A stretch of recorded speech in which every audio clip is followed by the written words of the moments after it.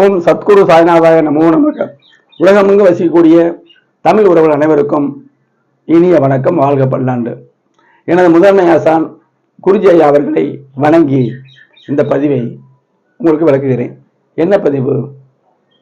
சிறு வயதில் தந்தையை இழந்த ஆண் ஜாதகம் எப்படி இருக்கும்? எனது பேராசன் அவர்களுடைய கிரக சுபத்துவ பாவத்துவ சூட்சும கோட்பாட்டில் தான் பலன்களே இருக்குன்னு திரும்ப திரும்ப சொல்றேன். மந்திரத்தை திரும்ப திரும்ப சொன்னாதான் அது பயன் தரும். அதுபோல நம்மகிட்ட இருக்கக்கூடிய அழுத்தமான கருத்துக்களை திரும்ப திரும்ப சொன்னாதான் மக்கள் மனதில் படியும். திரும்ப திரும்ப சொல்றதை பத்தி ஒண்ணு தப்பு இல்லை, சரியா இருக்கணும் கருத்து. தவறான விஷயத்தை திரும்ப திரும்ப சொன்னா தப்பு, உண்மையான விஷயத்தை திரும்ப திரும்ப சொல்லணும். சரியா? இப்ப அதுக்கு முன்னாடி ஸ்டோ சாய் செல்வம் அப்படிங்கிற யூடியூப் சேனல் 1300க்கும் மேற்பட்ட கிரக சுபத்துவ பாவத்துவ கோட்பாடுகள் அடங்கிய வீடியோக்கள் இருக்குது, பாருங்க, பயன்பெறுங்கள்.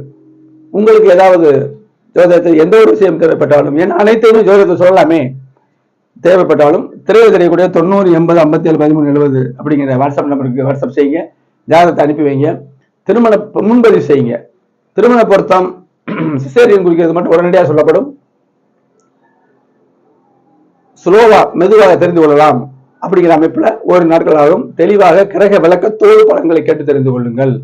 திருமண பொருத்தம், திருமணத்துக்கு பிறகு எப்படி வாழ்வார்கள்ங்கிறத பார்த்து தான் திருமண பொருத்தம் சொல்லணும். 10 பொருத்தம்னா நம்ம சொல்றதுலே தெரிச்சு ஓடிடும். சிசேரியன் பெற்றோர் ஜாதகத்துல குழந்தை என்ன சத்தோட பிறக்கும் அப்படிங்கிறத மனசுல உள்வாங்கி நல்ல குழந்தை உறுதியாக பிறக்குங்கிற அமைப்புல குறிச்சு கொடுக்குறேன். சரியா? இப்ப வீடியோக்குள்ள போவோம். 6 வயதில் தந்தையை இழந்த ஜாதகர். நல்லா கேளுங்க. கிரக சுபத்துவ பாவத்துவ கோட்பாடுல தான் பலன்கள் இருக்குன்னு சொல்றேன். அப்ப எந்த விஷயத்த பேசுறோமோ அதோடைய பாவகம், பாவகாதிபதி, காரகம், அதனுடைய சுபத்துவ பாவத்துவத்தை பார்த்தா அந்த ஜாதகத்துல தந்தையா இருக்காரா, தந்தையாக இருக்கிறாரா, தந்தையா இல்லையா அப்படிங்கிறது நம்ம சொல்லலாம். கண்டிப்பா இதுல ஒரு மாற்று கருத்துக்கு வேலையே கிடையாது. இப்ப இந்த ஜாதகர் 29/11/1995 பிறந்தவர். இத பாருங்க, நேரம் ஊர்ல சொல்லக்கூடாது இருக்காங்க. நீங்க குழம்பவே வேண்டியதில்லை. ஆர்வலர்கள் ராஜரச இருப்பை பார்த்துட்டு என்னத்தான் ஆட்டோமேட்டிக்கா வந்துடும்ல. இருப்பை பார்த்துட்டு ராசி கட்டத்தை விட்டு ராசி கட்டாக கொடுத்துருக்கேன், கிரக அமைப்புகளை கொடுத்துருக்கேன். ராஜதச அமைப்பு கொடுத்தாலே டைம் இருந்தா தான் எடுக்கணும்னு அவசியம் இல்லை. ராஜதசை 7 வருஷம் 7 மாதம் 17 நாள் இருக்க பிறந்திருக்காரு. சரியா? ஆனால் 6 வயசுல தந்தை இறந்தார். ஏன்? தந்தையை பார்க்க சிம்ம வீடு 9ஆம் அதிபதி சூரியனுடைய நிலையை பார்க்கணும்னு சொல்றோம். அதனுடைய சுபத்துவ பாவத்துவ அளவீடுகள்ல இருக்கும் பொழுது தந்தை அப்படி ராசிக்கு 9 சமயத்துல பார்க்கணும். லக்னத்துக்கு 9 திணறுச்சுன்னா நல்லா இல்லைன்னா ராசிக்கு 9ஐயும் பார்க்கணும். தோஷங்கள் அதிகமா இருந்தா ராசிக்கு 9 பார்த்தே ஆகணும். யோகமா இருந்தா பார்க்க வேண்டிய அவசியம் இல்லை. அப்ப அதுதான் நான் உங்களுக்கு விளக்க போறேன். இப்ப பாருங்க, மீன லக்னம் தான். சரியா? தந்தையார் அமைப்பு மட்டும் பார்ப்போம். சிம்ம வீடு என்ன சொன்னேன், அப்பாவை குறிக்கிற இடம். சந்திரன் சனி 15 டிகிரி, 15 பீடிப்பு தான். சரியா? இப்ப சந்திரன் 5ஆம் அதிபதியா வராது, அந்த குழப்பம்லாம் வேணாம். சனி சிம்மத்தை பார்க்கிறாரு.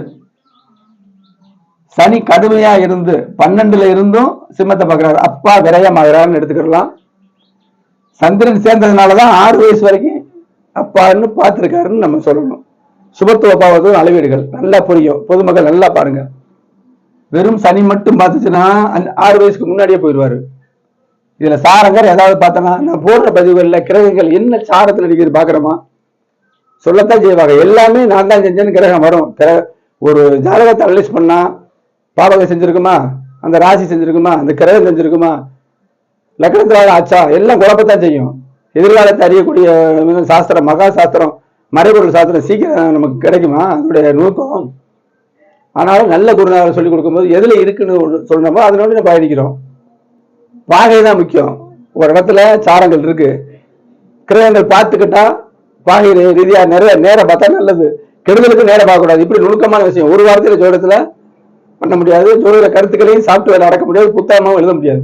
குறிப்புகள் அந்த புத்தகத்துல உள்ளத எவ்வளவு பெரிய புத்தகம் நீங்க அடிச்சாலும் அதுல இருந்து டெவலப் பண்ணி தான் நம்ம அறிய முடியும், அதுக்குள்ள கொண்டு வரவே முடியாது அப்படிங்கிற அமைப்பு. இது புரிஞ்சவங்களுக்கு புரியும். சிம்ம வீட்டை சனி பார்க்கிறாரு. சூரியனும் 9ஆம் இடத்துல இருக்க. அப்பா நல்ல திறனாக்கா இருந்தாரு, ஆயுள் இல்லை இல்ல, இந்த 9ஆம் இடம், 9ஆம் இடத்தையும் சனி பார்க்கிறாரு. அப்ப இப்ப கிரகங்களை ஞானிகள் என்ன சொன்னாங்க, குரு முதல் சுபக்கிரகம், முதல் சுபக்கிரகம், சுக்கிரன் அடுத்த நிலை, புதன் தனித்த புதன் நல்ல நிலை, நல்ல கிரகம் 3வது அமைப்பா வருவார். பௌர்ணமி சந்திரன் நல்ல நிலை, குருவுக்கு நிகரா வருவாரு. அவங்க ஜாதகத்தில் எப்படி இருக்கான்னு பார்த்து தான் நம்ம பலன் சொல்லணும். இது பொதுவான கணக்கு. பாவக்கிரக சனி தானங்க, முழு பாவக்கிரக சனி. நல்லா படிச்சு சொல்றாங்க, ஞானிகள் சொல்லி வச்சிருக்காங்க. இடையில ஆன்மீகத்தை உள்ள போகும்போது சனீஸ்வரன் சொல்லி அவருக்கு பட்டம் கொடுக்குறாங்க. அவர் உண்மையிலே சனைச்சரன்கிற வடமொழி மெதுவாக சொல்பவர். சந்திரன் 2 நாளைக்கு சுமார் போயிட்டு இருப்பாரு, அது 2.5 வருஷம் ஆகுதுல்ல. அதனாலதான் மந்த காரகன் அப்படின்னு சொல்ற அமைப்புல சனைச்சரன் சொன்னது சனீஸ்வரனை மாறிடுச்சு. ஆன்மீகத்தை என்னைக்கு உள்ள கொண்டு வந்தோமோ சொதப்பல்தான். சனியை நம்ம இயல்பு நிலையில அவர் ஆகாய கிரகம் பார்த்தா தான் பலன் கிடைக்கும். அந்த அமைப்புல பார்த்த ஜாதகம் தான்.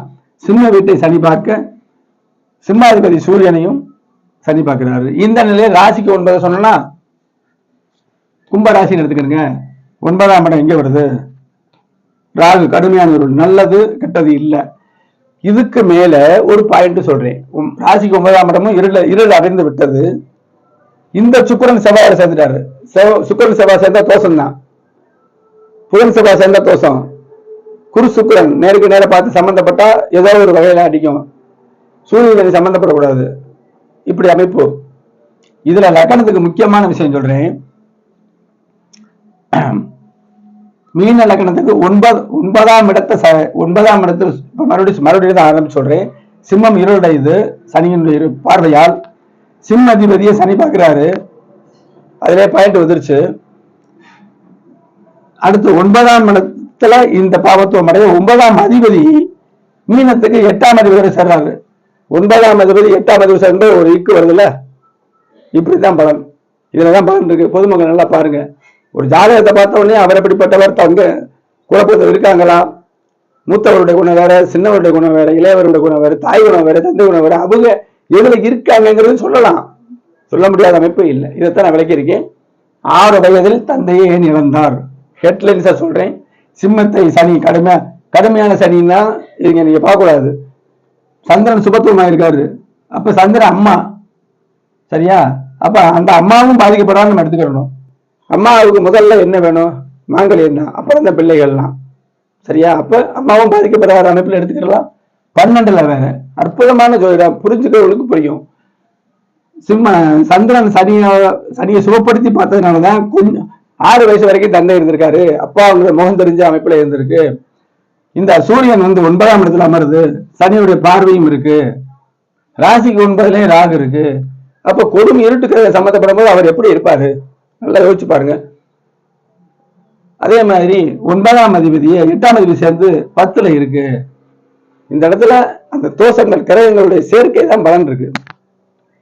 எப்ப தவறினாரு? சனி தசை வந்துருச்சு. சனிதானே இங்க எல்லாத்தையும் சர்வநாசம் இருக்குது. அப்ப சனி தசை, சனி புத்தி 9ஆம் அதிபதியுடைய செவ்வாய் அந்தரத்துல இறக்குறாரு. 9ஆம் மாதம் 2021 தகப்பன் இல்லை. இதுதான் கிரகபாவ சுபத்துவம் சொல்லக்கூடிய உண்மை. என்னுடைய அஸ்ட்ரோ சாய் செல்வம் அப்படிங்கிற யூடியூப் சேனல்ல சொன்ன மாதிரி அனைத்து விஷயங்களும் கிரகபாவ சுபத்துவ பாவத்துவ அமைப்புல உள்ள வீடியோக்கள் இருக்கு. பாருங்க, சப்ஸ்கிரைப் பண்ணுங்க, லைக் பண்ணுங்க, ஷேர் பண்ணுங்க. எந்த ஒரு விஷயம்னாலும் தெரியக்கூடிய இந்த வாட்ஸ்அப் தொடர்பு கொள்ளுங்க.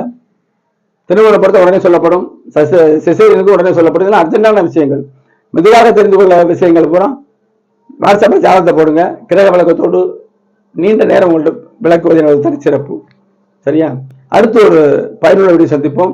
நன்றி, வணக்கம்.